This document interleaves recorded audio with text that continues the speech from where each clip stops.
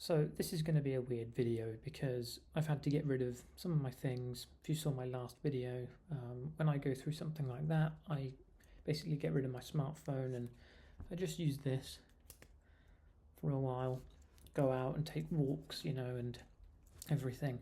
I wanted to talk about an experience that I've had and that I didn't have understanding about for probably the last 4 years. So, 4 years ago, I was working in an engineering job and it was tough. So, I was doing 14-hour work days and I was fixing, putting bits on hydraulic machines and operating a bench press basically, which is where a huge steel sheet press comes down, and then I have to use my hands to filter the metal through and bend the metal. And I noticed that my wrist started hurting as I was bending the metal. And anyway, I quit that job because I was going through a lot and I was getting tired. And one day I stuck my hand in the bench press, and it's got a safety mechanism to stop, but it stopped right on my hand. And I thought, right, I'm quitting this job. But then I got an easier job working in a lab Brooks while I started my university degree, and my hand hurt so much, and I was like, oh god, okay. So I took 6 months off, used my student loan, and took 6 months off, just to sort of recover my wrist and take rest. I then went back into web design, which I had worked in when I was 18. I was very lucky to get this job, but I went back into web design, and I was on a laptop constantly. And what I noticed is that my wrist, especially this part of my wrist, but here and these two fingers, over the course of the year when I was working at that web design job, it would hurt so much. And so I would rest it and I'd use my left hand. I went to the doctors during that time. This was about 2 years ago now. And I told the doctor, oh, I just can't use this wrist. Like, it got to the point where if I tried to go on my laptop or hold my phone, it would just start hurting. So I wouldn't use it. I'd use my left hand for everything. And the physio told me, after doing some of these, they felt everywhere and they bent things back and all this stuff. They told me that it was ulnar nerve, an ulnar nerve cubital tunnel, and so the tendons were inflamed, or I was compressing a nerve here, and it was going to my little finger and ring finger. And so I asked her, I was like, well, how long does that take to fix itself? And she said 2 years. And due to my stuff, I couldn't handle the stress of that and what was going on with my wrist, so I left that job and just decided just to finish my studies because that's all I could handle. But then I was trying to use it to type, and I was trying to use my wrist just to do normal things like wash up and clean the bathroom and everything, and it would be unbelievable pain. So it started aching. So when I would rest, when I would just lay down for the evening, or when I would try to just do normal things, this wrist would ache so bad. And so I started to rest it completely. I was just kind of like leaving it in this position. And then over the last 3 months, it's been unbearable. It's been like, to explain what it's been been a complete burning. So it's like, this is just like someone pouring hot water on it, and that will last for like 6 or 7 hours. And I'm not joking. It was like, and it was also like, I went to the doctors about 2 weeks ago, and it was swollen, right? So it was swollen, and now they've booked me in for MRIs and everything like that, and all this stuff. And so I just couldn't do anything with it. And then 2 weeks ago, what caused the swelling was I was resting it, and I tried to play a PC game, which I hadn't done for about a year now. And as soon as I used my gaming mouse, the burning started, right? And it was so intense. And I had to just rest it, keep it completely still like this, and then the swelling started, and I was like, that's it, I've lost my hand. I googled it, and it said 3rd stage RSI, because the criteria for that is it's waking me up in the middle of the night, which it was waking me up at 4 a.m. constantly, 2 a.m., 4 a.m., 7 a.m., you name it. I was waking up throbbing and just can't put it anywhere to go to sleep, so it was just completely hurting. And that it's chronic, so the aching is constant even at rest. So I was like, oh my god, that's third stage RSI. Put that in my video like 9 days ago, and I was like, this is just me now forever, I guess. But I used my thinking.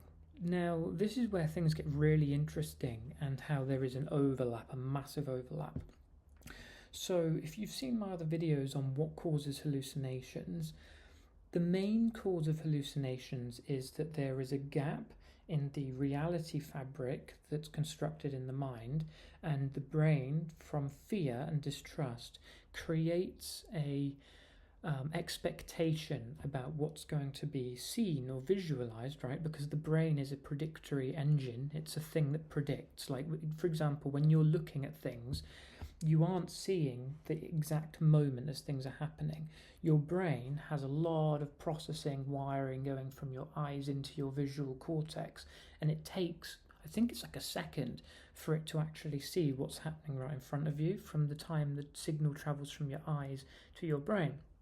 So your brain predicts what's going to happen in the moment and then makes up for that offset by predicting what will happen, right? So there's a lot of visual prediction that goes on, but hallucinations happen because of expectation frameworks that you've built through thoughts or expectations, and then that becomes the foundation for your delusions and hallucinations. And so I've spent years, chasing down thoughts patterns and reprogramming thought patterns and expectations to not have hallucinations and things like that, etc. So I was using my brain and I was like, well, this is just insane. Like, I haven't been using it, I've been resting it.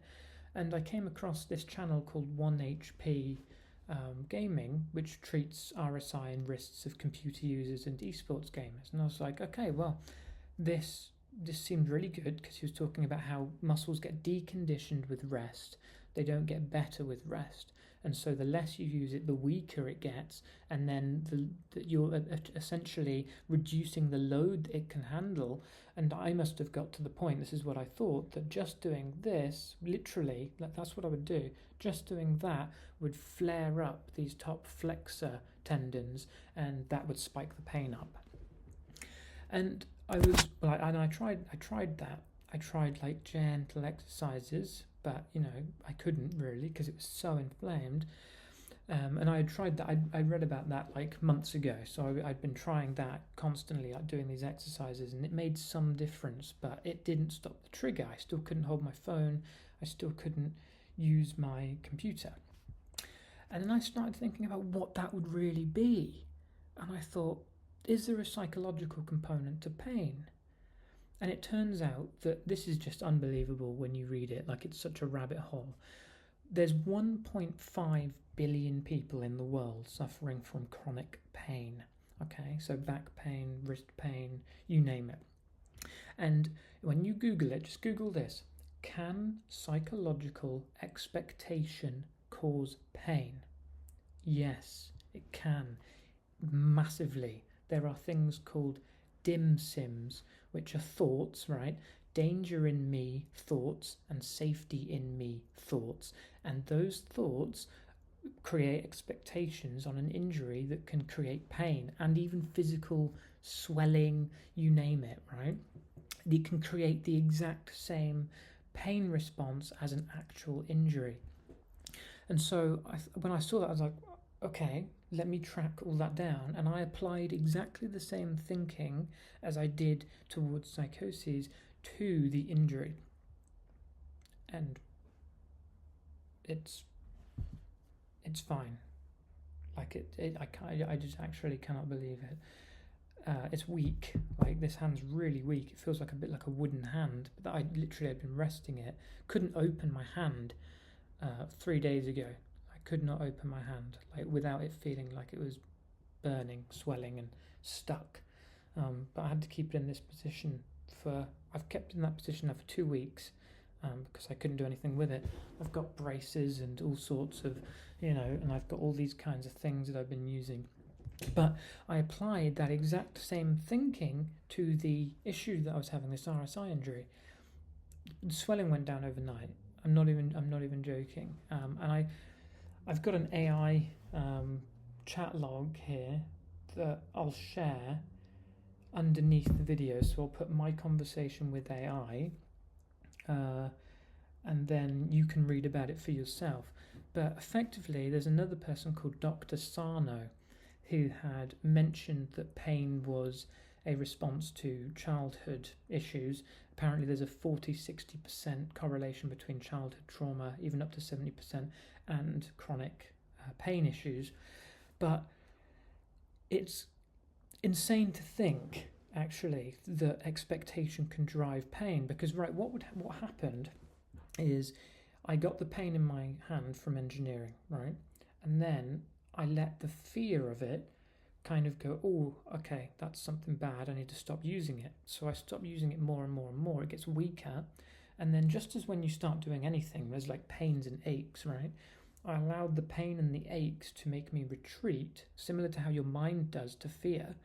And that over time then created a expectancy that if I do this for this amount of time, it's going to cause this pain. And then that kept happening until a week ago. It was just the worst it had ever been. But I'm not joking. Overnight, it's changed, and I feel like I can use my wrists. I mean, I'm using them right now for my PC. It's insane. Like, it actually is insane. And I'm not underestimating. I'm reading all these things up on people with RSI, and they're saying exactly the same things as me. And I don't think that there's a proper understanding of pain, because when I went to the physio, that was wrong. When I went to the 1HP gaming thing, that was there, all close but almost wrong. When I went to Dr. Sarno's book, The Mind Body Syndrome, I'll link it all. I'll link all of the links below just so you can read everything and see everything that I'm on about. But yeah, it's insane. So to summarize this video, pain can be a learned response, and it's very, very rarely actual tendon damage. So obviously go to your doctor to get the scans, but if you don't have anything on the scan, it might be a learned response. And there's a therapy that they're trying out now, which is like a neuro desensitizing therapy. So I was able to get rid of it, I think, because I've applied exactly the same logic to my everything else, and so I just applied all of my thinking to this, and it's completely fine. It still aches, I can feel it aching, but that's nothing like it was a few days ago. Bizarre.